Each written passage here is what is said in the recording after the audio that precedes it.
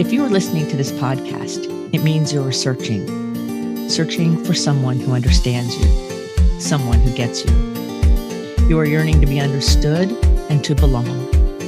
Welcome to the Someone Gets Me podcast, where we help smart, talented, and sensitive people navigate an often insensitive world. I am Dianne Allen, your host. My roles as ambassador, author, speaker, and intuitive mentor for bright and talented people are woven into each episode. I have the experience and knowledge to educate and inspire, as I have been there and I understand your unique intensities, sensitivities, and challenges. Welcome.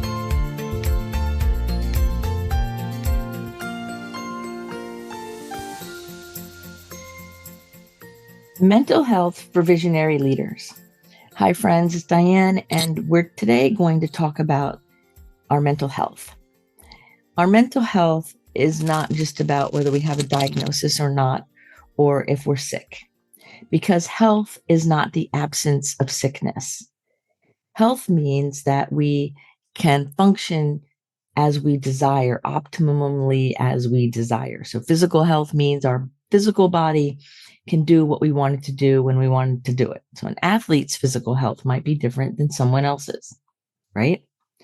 So mental health is very similar in my world, and I've been in the mental health world since the 70s. So what's that, 45, 50 years? I've been doing this a long time. And probably I was involved in caring about mental health since I was a teenager, living in a not so friendly and stable home life. And so though it looked great on the outside, the inside was not all that great for somebody that was a visionary, intensely sensitive young person. So I have a great appreciation for mental health, for the intense, sensitive people, for the people who are visionaries, because a visionary leader is not just by position in a company. It's a leader who's visionary has to do with our reference point, how we operate. I can go into any company I work with and tell you who the leaders are by who the people go to. And sometimes, and often actually, it's not the person in power or the person that has the leader title. It's often the person who can see things and know things and help guide their coworkers or others in a way that is meaningful. So for me, a visionary leader, when I say that, is about that person who kind of like has a flashlight in the darkness and is willing to use their intense sensitivities to serve themselves and others in a meaningful, positive manner. I work with somebody who has been retired for a while, and this person will say, well, you talk to all those visionaries, working people, and I'm not that anymore. I'm retired. And yes, this person is not in the corporate world any longer. That's true. And this person is a visionary in the sense that wherever she goes, people are drawn to her and want to engage. She brings her joy and her happiness and her dance moves to even the grocery store. So that's the sign of a visionary leader, where people seek out what they have to say and what's happening. It doesn't matter about position. In fact, a lot of times it's the person not in that higher position, because that higher position might not honor the visionary part as much. But I think that's changing in the world. So our mental health as a visionary leader, as a visionary, as an intensely sensitive person, as I talk about in my Someone Gets Me book, we have different considerations, additional considerations when it comes to mental health. It's not just about, am I depressed, or do I have anxiety, or do I have bipolar disorder, or am I on the spectrum? It's much more than that. As I said, mental health is much bigger than mental illness or having a diagnosis. It's our ability to effectively navigate our world. If you have high intuition and high fear at the same time, you're going to struggle. If you have high intuition and don't even know that it is intuition or what to do with it, that could be tricky until someone helps to show you the way. I know that from personal experience because I have very high intuition and very high sensitivity. And it was my adult life when somebody finally helped me with it. I was just kind of navigating my way by the seat of my pants. And thankfully I made it, but making a lot of mistakes along the way without anyone really getting it. But today's world is different. Today's world, people are much more aware and becoming more aware every day that there is more going on than what's in our intellect, that our knowingness, our intelligence is much more than our verbal intellect. It includes our emotional intelligence, our spiritual intelligence, our intuition. And those all work together with our intellect, our cognitive intelligence. And so visionaries, because you're probably one of them if you're listening to me, we're motivated by something different than a lot of other people. I was working in a treatment center one time, and I was told, the person who was the CEO tried to motivate me to do something with money. I'll pay you more money. And I looked at him, and it came out of my mouth before I was even really thinking. And I said, I see things differently than you. Money is not my motivator. He didn't know what to do with that. I was a little bit surprised I said it out loud, quite frankly, because this is many years ago. But the truth is, a lot of visionaries are motivated by service, by altruism, by making an impact for the greater good. It's not all about money. Now, money is an important resource. It's a tool that helps us get where we're going. So it's not anti-dollars. It's just that's not always the primary purpose. I work with a scientist who's doing some amazing research. This person's motivation is the welfare of humans. And they still have to write grants for the money in order to do the work. So the motivator is helping other humans. And they have to make friends with the way in which to be able to do that work. They see things ahead of their time. Visionaries are ahead of their time. And I've said this hundreds of times before, that whatever I'm writing in my journal today, I'll see in the world in about 18 months, 2 years, or sometimes longer. And I've even had people laugh and go, well, what are you writing about? Kind of like it's a fortune telling kind of thing. But I don't write for that reason. I write because I am aware that as a visionary, I'm ahead of my time. So sometimes we have to practice acceptance and patience. And that's part of taking care of our mental health, in order to realize that the world doesn't move at the same pace we do. It just doesn't. And it's okay. There are certain individuals in the world that move at the pace we do, but the world in general moves much slower. The legal system moves much slower. And there's a lot of gifted people involved in the legal system. The medical system moves slower unless it's an emergency, right? The world in general, the bureaucratic world in general, moves slower than we can think. And that's okay. But we need to understand that for our mental health. So I have a few things I want to address when it comes to the mental health of a visionary leader, and some things we can do differently, or ways we can serve ourselves. And one is burnout. Burnout is a very real situation. A lot of the people who seek my services need help with burnout. They're looking for something more connected, more relational than therapy alone. And so, as an executive mentor who is skilled with intuition and helping people with burnout, I can help people without a diagnosis, without going to what's wrong with you. Because, see, a therapist and therapy itself is about identifying what's wrong and fixing it. That paradigm for me is old. There are uses for it. I'm not saying it's bad. I'm saying it's an old paradigm in my world. What I try to do is say, okay, well, what's working? What's good about the situation? And let's enhance that. So I come to things as a mentor, meaning I have experience and knowledge and expertise in the very topic that the person wants to work on. And if somebody wants to work on their spiritual alignment, their wisdom, their mental health, or their substance use, I have experience and expertise and knowledge in those things, and can help raise their entire life around whatever the one thing is. So when a visionary leader is burned out, that means that somehow there's a leak in their resources.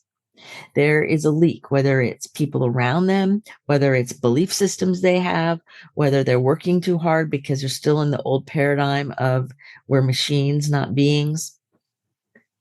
That can really negatively affect mental health. I've seen people start up different kinds of substance abuse. I've seen people get anxious or depressed or have insomnia. And when I look at the trajectory of how did they get to the jam they're in, because in my first session, I spent an hour and a half looking at that.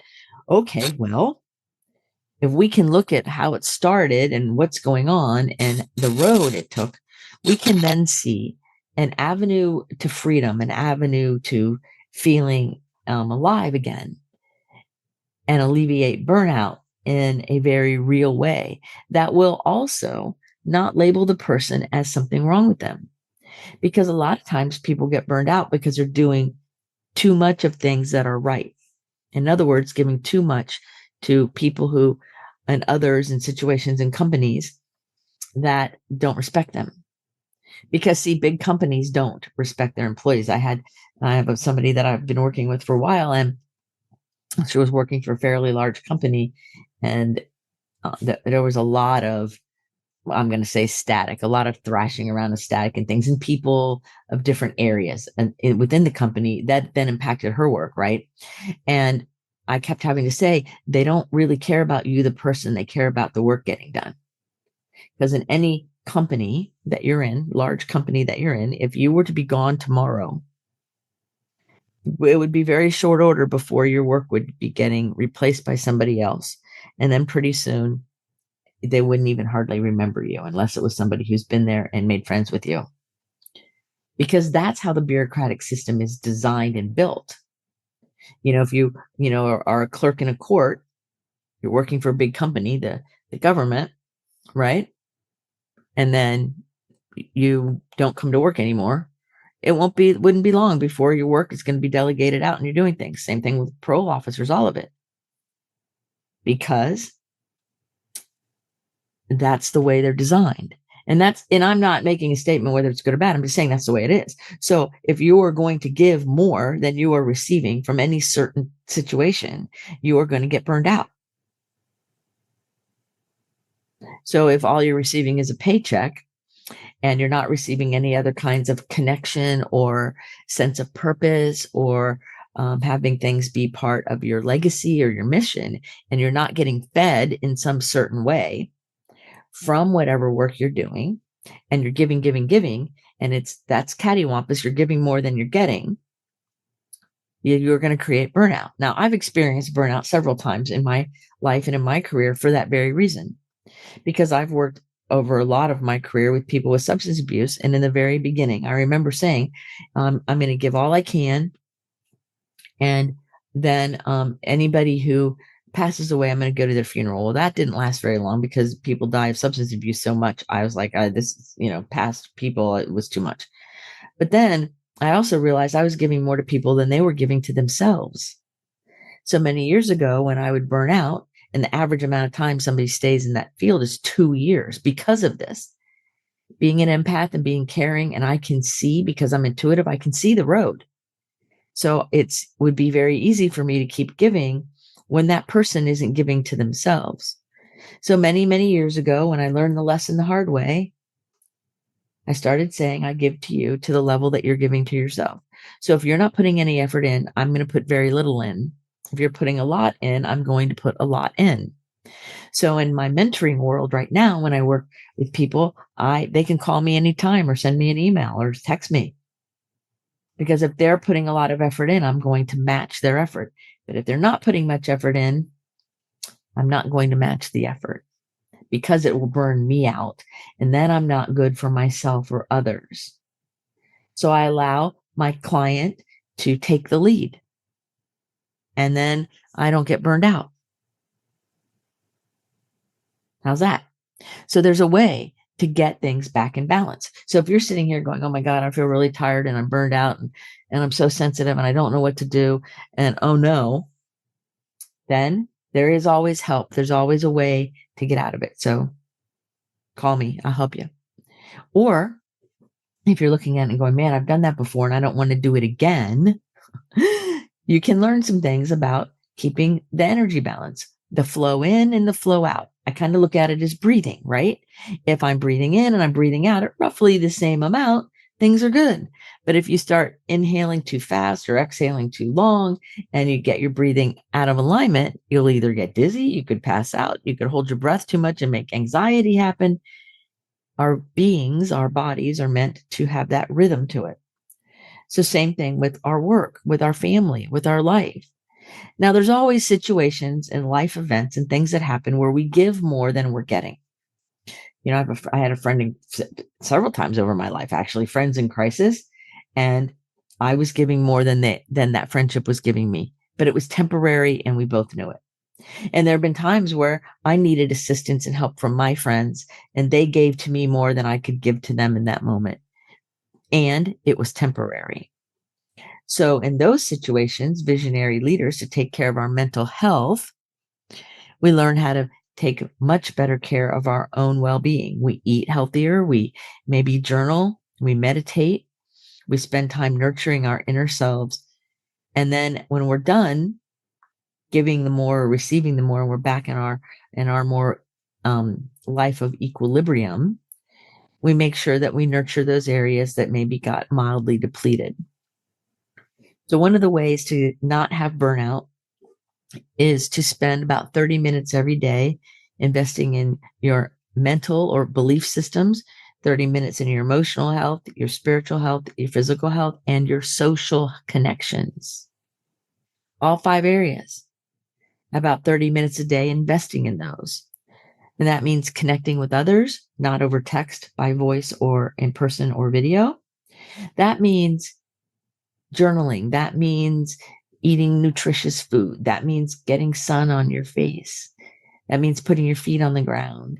It means hugging people you love. It means petting your pets.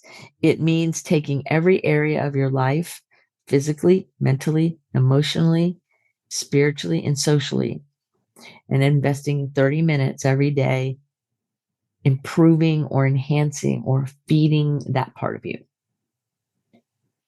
That's how we don't have burnout, is knowing that as a visionary, as an intensely sensitive person, we require more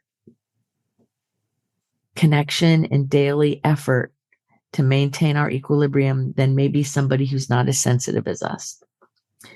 You know, I look at the moon all the time. I'm really connected to the moon, and I'll go out and see the beautiful full moon or the beautiful crescent moon, whatever. And I could say something to some other people in my world, like, did you see the moon? Oh my God. Or I could even be outside, like in a store parking lot or whatever, and there's the moon, and I'm just staring at it. And then I could say something to a passerby and go, did you see the moon? And they look at me like, huh? What? They have a different level of connection and sensitivity. And so their self-care, their mental health is going to be a bit different than a visionary leader who's intensely sensitive, who notices everything.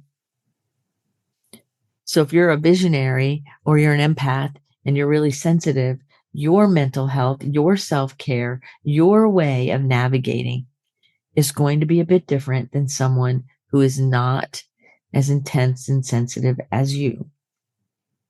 So your mental health is a priority so that you can function in the way that's important to you. Another thing I want to talk about here is compassion fatigue. I notice a lot of the visionaries I work with in the corporate world and in their personal world can get compassion fatigue often. Compassion fatigue is caring so much about other people all the time that we get really, really tired. And it's not just physical tiredness, it's tiredness in our soul and within us. And like we can't do anything anymore. Sometimes it happens if we're primary caregiver for a loved one or another person. Sometimes it happens if we are caring a lot in a social activist kind of way, where we have a lot of compassion for people in a certain situation that's very challenging, and we're giving, emotionally, mentally, spiritually, socially. And then pretty soon we realize we haven't really given a lot to ourselves. And so that compassion that we have, that's a noble, good thing, can lead to a mental health crisis, can lead to depression, can lead to anxiety, can lead to a breakdown. I even had a patient one time who years ago at the center I was working at, and he worked in a grocery store. He was a manager in a grocery store. And you'd think, well, that's not a thing, right? Well, he almost landed in a psychiatric hospital because he cared so much about his job and the place he worked, and he was giving, and he neglected his nutritional health, and his vitamin B levels got so dangerously low that he almost landed in a hospital, and it made him think he was going crazy. He thought he was psychotic and things.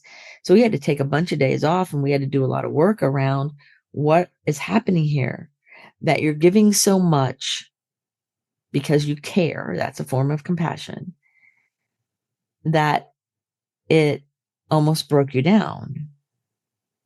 So see, some people who are having really big crises are because compassion fatigue is what's fueling the crises. Caring so much and giving so much without any sense of caring for yourself. And sometimes it's just because we're caught up in the situation. Sometimes it's because we think it's noble. A couple generations ago, it was noble to be a living self-sacrifice, to be the martyr for everyone else and go down as the person who gave it all. Well, that's not noble. It was never noble. It was just taught that it was. And so to get healthy again and to take care of our mental health, it requires us to realize that we have to put that oxygen mask on ourselves first. And it's not selfish to do that, because if we're not taking care of ourselves and we try to do good for others, we will burn up. Now, you also see compassion fatigue in people who get really angry and agitated and frustration, and because things aren't going their way, because they've given so much and now they're really tired and they're fatigued and they can't keep it up. And so they get mad or frustrated because they're spent. Compassion fatigue is a real thing. I work with a lot of intensely sensitive human beings who are giving and trying to do the best for the world. And in these chaotic times, it's easy to overdo what you can do, and it becomes a mess. So if you're a compassionate, empathic person, which I believe you are, then you got to take care of your mental health. That means your mind, your emotions, your spirit, all working in your favor, all coming from a place where you can effectively navigate whatever's going on in the world around you. And that requires that you have increased awareness and insight and behavior that supports who you are and how you operate, that you take care of yourself first, not last, that you make sure that when you show up to any situation of your life, that you are coming from a place of alignment and discernment, that it's where your highest good is. So it's not noble, friends, to work yourself like a machine to burn out, or to work yourself into a place where the good in you, the compassion in you, exhausts you to the point of a mental health crisis. Taking care of our mental health is a real thing. It's not about just being diagnosed, and it's not just about all the anger and suicide and craziness you see out there. That's a big part of it, but it's not all there is. Because of the people who get driven to especially make a choice of something so final as suicide, or get so depressed that they land in a hospital, or allow themselves to get so physically ill because they don't take time for themselves when they're doing something else. That is the opposite of mental health. That is creating mental dysfunction. There's so many times that I've worked with people over the years in different rehab centers and for substance abuse, and the person that the family finally got into treatment is doing better and everything's great. And then pretty soon, some of the family members, especially if it's a couple, that other spouse ends up with a physical illness of some kind, or not sick or depressed or something, because they were giving so much to the other person that they didn't take care of themselves. And once that other person was taken care of, they could see what was wrong, what was going on in them. And so it really matters that we learn to take care of mental health in a way where it serves all of us, all humans. And the way we, as leaders, as people who can see beyond the current situation, who have that empathic ability and desire to make an impact, it's us. We are the ones called to live an example of mental health. And again, not mental health is not just about whether we have a diagnosis or not, or whether we've done something bad or not, or whether we've created a mess or not. Mental health is about our mind, our emotions, our being able to do what we wanted to do, to navigate the world in a way where we can make a real difference.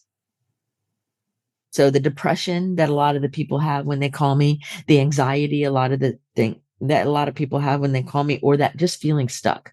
A lot of people call me like, I'm just stuck. I don't know how to get out of it. So they feel like they're going in circles, and they have a vision. They have something that they want to do, and they can't get there from here. Thankfully, I have the intuitive ability and the knowledge and the expertise to help guide them. And then once they start getting the opening, they can take the action that works. And then we have momentum going. Yeah. Takes care of their mental health to do that.